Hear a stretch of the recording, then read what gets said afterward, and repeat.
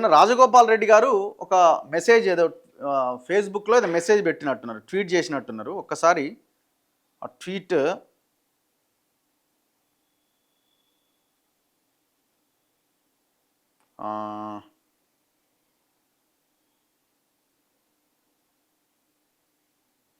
ఇగో అంటే హామీ వచ్చినట్టున్నది కాంగ్రెస్ నుంచి. మొన్న మీనాక్షి నటరాజన్ ఈయన కొంత అసంతృప్తిగా ఉన్నాడు అని తెలిసిన తర్వాత రాజగోపాల్ రెడ్డిని ఫామ్ హౌస్కి వెళ్ళి కలిసిరు. ఇక మరి మిగతా మూడిట్లో నీకు కూడా పదవి వస్తుంది, అనవసరంగా రప్చర్ చేయకు, అనవసరంగా చేయకు, నీకు ఏదో పదవి అయితే ఖచ్చితంగా వస్తుందని చెప్పినట్టున్నారు. ఇక చెప్పడంతో చాలా గొప్పగా ఏదో మెసేజ్ పెట్టిండు ఆయన. ఈ మెసేజ్ని ఎట్లా అర్థం చేసుకోవాలో మీరే చెప్పండి. సో నిన్న కోమటిరెడ్డి రాజగోపాల్ రెడ్డి పెట్టిన మెసేజ్ ఏంటంటే, తెలంగాణ క్యాబినెట్లో నూతనంగా నియమితులైన మంత్రులను హృదయపూర్వకంగా అభినందిస్తున్నా. ప్రజలకు సేవ చేయడంలో వారికి సంపూర్ణ విజయం కోరుకుంటున్నాను.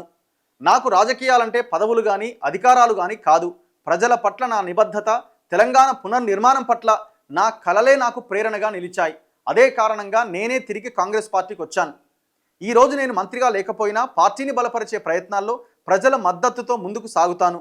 ప్రజల సమస్యలు వినడంలో, వారి హక్కుల కోసం పోరాడడంలో, వారి గొంతుకను ప్రభుత్వం వరకు తీసుకెళ్లడంలో నేను ఎప్పటికీ ముందుంటా.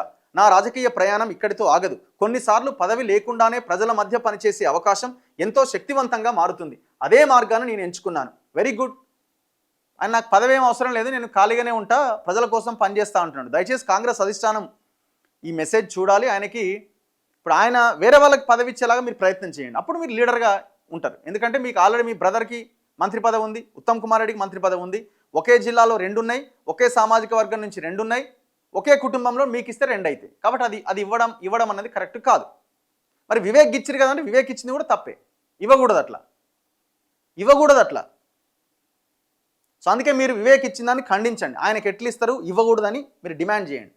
ఒకవేళ అదే నల్గొండ జిల్లా నుంచి మంత్రి పదవి ఇవ్వాల్సి వస్తే ఇప్పించండి. బాలు నాయక్ ఇప్పించండి, వేముల వీరేశం ఉన్నాడు, వేముల వీరేశంకి ఇప్పించండి, ఇంకా మందుల సామెలు ఉన్నాడు, లేకపోతే బీర్ల ఐలయ్య ఉన్నాడు. ఇట్లాంటి బలహీన వర్గాలని చేసే ప్రయత్నం చేయండి. కానీ మీరేం చేస్తున్నారు?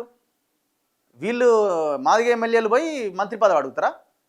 అంటే నల్గొండ జిల్లాలో ఉన్నోళ్ళు కూడా వెళ్ళి అడుగుతారా? నేనే కదా వాళ్ళని గెలిపించింది. ఎట్లా అడుగుతారు? వీళ్ళు నా గురించి కదా వీళ్ళు కొట్లాడాల్సింది. వీళ్ళు ఎవరు కొట్లాడతలేరు. విషయం ఏంటంటే రాజగోపాల్ రెడ్డికి మంత్రి పదవి రావాలని ఎవరు అడిగిన లేరు. ఇంతకుముందు నడిచింది వీళ్ళది అట్లా. ఇంతకుముందు వీళ్ళది నడిచింది అట్లా హవా. వీళ్ళు చెప్తే అట్లా వినేది. ఇప్పుడు ఆ పరిస్థితి లేదు.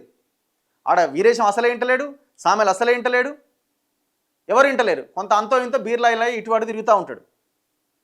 సో ఈ బీర్లాయిలే కూడా తనకు తానుగా ఆయన ప్రయత్నాలు ఆయన చేసుకుంటు, నాకు కూడా మంత్రి పదవి కావాలని.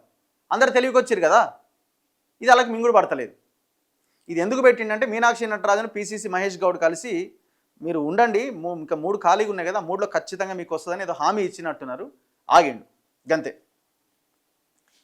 ఒకవేళ ఆ 3లో కూడా ఈయనకు రాకపోతే అప్పుడు చూడండి ఆయన రియాక్షన్ ఎట్లుంటుందో మనం అప్పుడు చూడొచ్చు. అప్పుడు కూడా ఇదే స్టేట్మెంట్ ఇస్తే గొప్ప లీడర్ అనుకుందాం అప్పుడు.